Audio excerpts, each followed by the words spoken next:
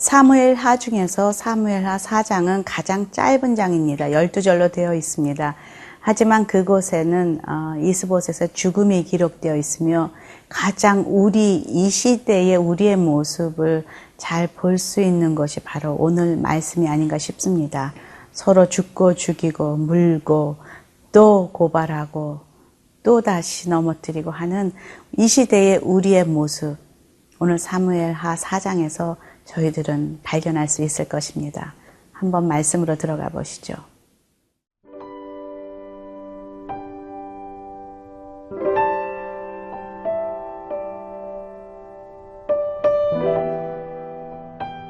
사무엘하 4장 1절에서 12절 말씀입니다.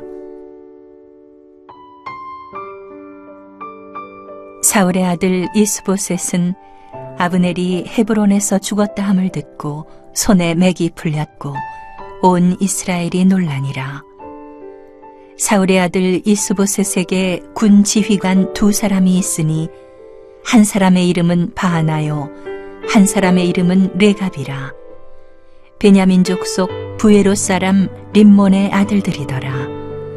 부에롯도 베냐민 지파에 속하였으니 일찍이 부에롯 사람들이 깃다임으로 도망하여 오늘까지 거기에 우거함이더라. 사울의 아들 요나단에게 다리 저는 아들 하나가 있었으니 이름은 무비보셋이라. 전에 사울과 요나단이 죽은 소식이 이스라엘에서 올 때에 그의 나이가 5살이었는데 그 유모가 안고 도망할 때 급히 도망하다가 아이가 떨어져 절게 되었더라. 부에롯 사람 림몬의 아들 레갑과 바하나가 길을 떠나 볕이 쬐을 때 즈음에 이스보셋의 집에 이르니 마침 그가 침상에서 낮잠을 자는지라. 레갑과 그의 형제 바하나가 밀을 가지러 온 채 하고 집 가운데로 들어가서 그의 배를 찌르고 도망하였더라. 그들이 집에 들어가니 이스보셋이 침실에서 침상 위에 누워 있는지라. 그를 쳐 죽이고 목을 베어 그의 머리를 가지고 밤새도록 아라바 길로 가 헤브론에 이르러 다윗 왕에게 이스보셋의 머리를 들이며 아뢰되 왕의 생명을 해하려 하던 원수 사울의 아들 이스보셋의 머리가 여기 있나이다. 여호와께서 오늘 우리 주 되신 왕의 원수를 사울과 그의 자손에게 갚으셨나이다 하니 다윗이 부에롯 사람 림몬의 아들 레갑과 그의 형제 바하나에게 대답하여 그들에게 이르되 내 생명을 여러 환난 가운데서 건지신 여호와께서 살아계심을 두고 맹세하노니 전에 사람이 내게 알리기를 보라 사울이 죽었다 하며 그가 좋은 소식을 전하는 줄로 생각하였어도 내가 그를 잡아 시글락에서 죽여서 그것을 그 소식을 전한 가품으로 삼았거든. 하물며 악인이 의인을 그의 집 침상에서 죽인 것이겠느냐. 그런즉 내가 악인의 피 흘린 죄를 너희에게 갚아서 너희를 이 땅에서 없이 하지 아니하겠느냐 하고 청년들에게 명령하매 곧 그들을 죽이고 수족을 베어 헤브론 못가에 매달고 이스보셋의 머리를 가져다가 헤브론에서 아브넬의 무덤에 매장하였더라.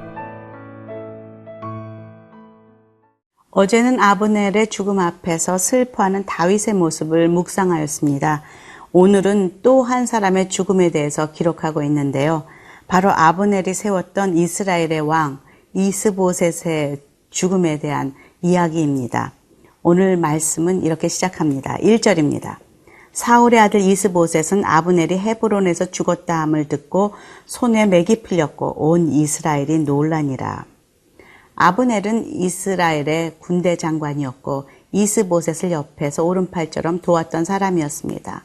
사실 이스보셋을 왕으로 세웠고 뒤에서 그를 조종하며 그의 위세를 떨쳤던 이스라엘의 실세였습니다. 그런 그의 죽음은 그를 의지하며 왕위를 유지했던 그런 사울의 아들 이스보셋에게는 큰 충격이었고 또 온 이스라엘도 마찬가지로 그의 죽음을 함께 놀라했다라고 기록하고 있습니다. 이 논란이라 표현은 영어로 disturb 했다, 마음이 불안하게 됐다, 어지럽게 됐다라고 표현하고 있습니다. 이제 이스라엘의 모든 일은 진행하던 실세가 사라지니 이제 리더의 부재로 혼란이 온 것이죠. 사실 아브넬은 이스보셋을 떠나겠다고 이미 선포한 상황입니다. 그래서 유다 왕 다윗 편에 서겠다고 이미 선포하였는데요. 그럼에도 불구하고 이 아브넬의 죽음은 이스보셋에게 큰 두려움으로 다가왔다는 것이죠. 왜냐하면 이제 자신은 정말 홀로 서야 하는구나. 아브넬까지 죽었으니 이제 다음 차례는 자신이 아닌가라는 그런 두려움이 그의 안에 있었을 것입니다. 그러기에 그 소식을 듣자마자 손에 맥이 풀리고 그렇게 두려움과 어려움으로 어쩔 줄 몰라 했던 그 이스보셋의 모습이 1절에 그려져 있습니다. 아마 이스보셋은 이렇게 생각했을 것입니다. 이제는 내 주변에 아무도 없구나. 가족도 없고 아버지도 없고 형제도 없고 남은 사람 아무도 없고 내가 의지하고 나를 지켜줄 사람이 없구나. 나는 홀로구나 라고 생각했을지 모릅니다. 그런데 바로 4절 다른 한 사람이 소개됩니다. 사울의 손자요 요나단의 아들인 그 사울의 핏줄인 다른 한 사람이 소개되는데요. 바로 요나단의 아들 무비보셋에 대한 스토리가 중간에 끼어듭니다. 4절 한번 읽어보겠습니다. 사울의 아들 요나단에게 다리 저는 아들 하나가 있었으니 이름은 무비보셋이라. 전에 사울과 요나단이 죽은 소식이 이스라엘에서 올 때에 그의 나이가 5살이었는데 그 유모가 안고 도망할 때 급히 도망하다가 아이가 떨어져 절게 되었더라. 왜 갑자기 이스보셋을 이야기하다가 무비보셋이 들어오는지 의아해할 수도 있습니다. 지금 저자는 이스보셋의 죽음에 앞서서 사울의 그 피가, 사울의 그 자손이 완전히 끊긴 게 아니라는 것을 표현하고 싶었던 것 같습니다. 아직 또 한 사람이 남아있다라는 것을 짚고 넘어가고 싶은 것이죠. 왜냐하면 사무엘 9장에 바로 무비보셋이 등장하기 때문입니다. 그런데 무비보셋의 상황도 그렇게 좋은 상황이 아닙니다. 어린 시절 부모의 아버지의 죽음 그 더불어 그도 말에서 떨어져 다리를 저는 그런 아주 연약한 나약한 상황입니다.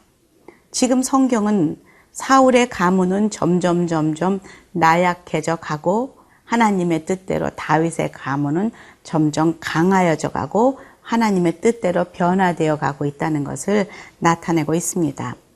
아브넬의 죽음으로 나라가 큰 충격에 빠져 있을 때에 두 형제가 등장합니다. 2절 3절입니다.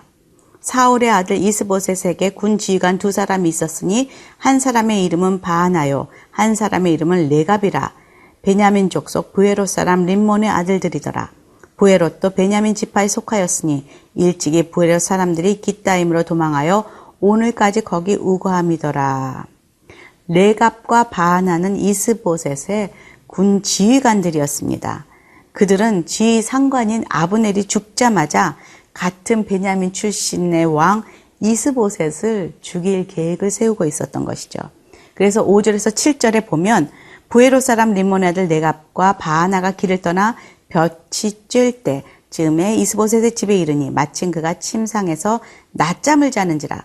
레갑과 그의 형제 바하나가 밀을 가지러 온 채하고 집 가운데 들어가서 그의 배를 찌르고 도망하였더라. 그들이 집에 들어가니 이스보셋이 침실에서 침상 위에 누워 있는지라. 그를 쳐 죽이고 목을 베어 그의 머리를 가지고 밤새도록 알아봤길로 가. 이스보셋이 손에 힘이 빠지며 두려워했던 것이 현실로 드러난 것입니다. 레갑과 바하나는 요압이 아브넬을 죽였던 것처럼 동일하게 비겁하게 자고 있는 이스보셋을 죽인 것이죠. 이렇게 죽고 죽이는 이 상황들을 보면서 정말 인간의 죄성을 보게 됩니다. 요압도 아브넬도 그리고 이 두 형제들도 다 인간의 그 리더십을 배반하고 자신의 유익을 위해서, 자신의 마음의 그 복수를 위해서 상황에 따라서 쉽게 죽이고 또 다시 도망하고 또 죽임을 당하고 하는 그런 모습을 보면서 정말 이 시대에 우리들도 이런 죄성이 우리 안에 동일하게 있다는 것을 깨닫게 됩니다.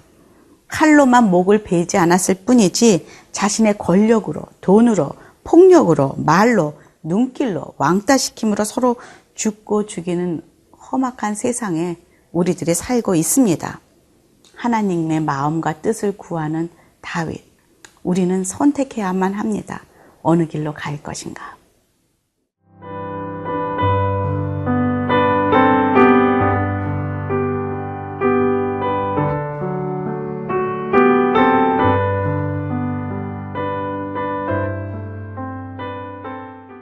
레갑과 바하나는 자기들이 죽인 이스보셋의 머리를 가지고 헤브론에 있는 다윗을 찾아갑니다. 그들은 자신들이 다윗을 도와서 하나님의 뜻을 행한 것처럼 강조하면서 다윗 앞에 당당히 섭니다. 8절입니다. 헤브론에 이르러 다윗 왕에게 이스보셋의 머리를 들이며 아뢰되 왕의 생명을 해하려 하던 원수 사울의 아들 이스보셋의 머리가 여기 있나이다. 여호와께서 오늘 우리 주 대신 왕의 원수를 사울과 그의 자손에게 갚으셨나이다 하니, 아마 그들은 다윗이 차기 왕이 될 것이 분명하다라는 것을 감을 잡고 있었던 것 같습니다. 먼저 다윗에게 칭찬을 듣고 공을 세워서 인정받는다면은 아브넬이 죽자마자 이런 행동을 한 자신들에게 차기 군대 장관 자리는 오지 않을까라는 그런 생각을 했을지도 모릅니다. 그런 기대감이 있을지도 모릅니다. 그러나 그들이 다윗 앞에 서기 전에 다윗을 좀 알았어야만 했습니다. 다윗은 어떤 사람인가? 다윗은 과연 어떨 때 화가 나는지, 그리고 다윗이 그동안 어떻게 살아왔는지 그의 인생 배경과 다윗이 열심히 섬기는 그 하나님은 어떤 하나님인지 그런 것들을 좀 먼저 알고 다윗을 찾아와야만 했다는 것이죠. 우리 인생도 마찬가지입니다. 우리의 관계 가운데 상대방에게 기쁨이 될 것이라고 생각하면서 했던 행동과 그런 결과들이 상대방에게 오히려 아픔이 되고 상처가 되는 그런 경험을 할 때가 있습니다. 돈을 벌면 열심히 내가 일해서 명예를 갖고 이 길로 쭉 가면 내가 우리 가족과 우리 자식들을 위해서 이것을 하는 것이다. 본인은 생각하고 칭찬받을 것이다 라고 생각했을지 모르지만 어느 날 후에 와보면 아이들은 상처받고 또 아내도 마음을 닫아버린 그런 결과를 우리는 종종 우리 삶 속에서도 경험하게 된다는 것이죠. 열심히 돈을 벌어서 하나님에게 헌금하겠다 하면서 불의한 방법으로 돈을 버는 사람들도 있습니다. 하지만 그런 헌금 하나님이 기뻐하시지 않는 하나님이시라는 것을 잘 알지 못하고 하나님에 대해 오해를 하고 그렇게 자기 식대로 충성하는 모습, 이것은 결국 쓴 열매를 맺게 된다는 것이죠. 결국 이 두 형제는 다윗을 죽이려고 13년 동안이나 쫓아다녔던 사울을 살리고 절대로 그에게 손대지 않았던 다윗을 알았더라면, 그리고 사울의 목을 가지고 왔던 그 청년도 다윗에게 죽음을 당했다는 그 소식을 이미 먼저 들었더라면, 그리고 다윗이 매일매일 자신의 뜻이 아닌 하나님의 뜻을 행하는 사람이며 사람을 살인하는 것을 좋아하지 않는다는 것을 알았더라면 이런 일을 하지 않았을 것이다 라는 생각이 듭니다. 10절에서 12절, 다윗은 그들을 향해 이렇게 비난하며 말합니다. 전에 사람이 내게 알리기를 보라 사울이 죽었다 하며 그가 좋은 소식을 전하는 줄로 생각하였어도 내가 그를 잡아 시글락에서 죽여서 그것을 그 소식을 전한 가품으로 삼았거든. 하물며 악인이 의인을 그의 집 침상 위에서 죽인 것이겠느냐. 그런즉 내가 악인의 피 흘린 죄를 너희에게 갚아서 너희를 이 땅에서 없이 하지 아니하겠느냐 하고 청년들에게 명령하며 곧 그들이 죽이고 수족을 베어 헤브론 목가에 매달고 이스보셋의 머리를 가져다가 헤브론에서 아브넬의 무덤에 매장하였더라. 지금 며칠째 계속 사람들의 죽음에 대해서 저희가 계속 말씀을 읽고 묵상을 합니다. 사실 다윗도 그 이스보셋이 자신이 통일 이스라엘의 왕이 되는 데에 걸림돌이 된다는 것을 알고 있는 사람입니다. 하지만 다윗은 한 가지 알고 있었습니다. 자신을 이스라엘 왕으로 세우시는 분은 하나님이시지 사람들이 아니라는 것을 알고 있었던 사람입니다. 언약은 결국 이루어질 것인데 인간의 불의한 방법이 아니라 결국 하나님께서 자신이 직접 하나님의 방법으로 하나님의 때에 손수 이루실 것이라는 확신을 다윗은 가지고 있었습니다. 그래서 이런 믿음을 가지고 있었기에 다윗은 이렇게 고백할 수 있습니다. 내가 사망의 음침한 골짜기를 다닐지라도 해를 두려워하지 않는다. 원수의 목전에서도 내게 상을 베푸신 하나님, 원수가 없어지지 않았어도 내가 편안할 수 있고 먹을 수 있는 것은 주께서 나와 함께 하심이라 라고 그런 고백의 시를 지을 수 있고 내 잔이 넘친다는 그런 믿음의 고백을 할 수 있었던 것은 다윗이 하나님의 뜻을 순종하며 하나님의 그 시간을 기다릴 줄 알았던 사람이기 때문입니다.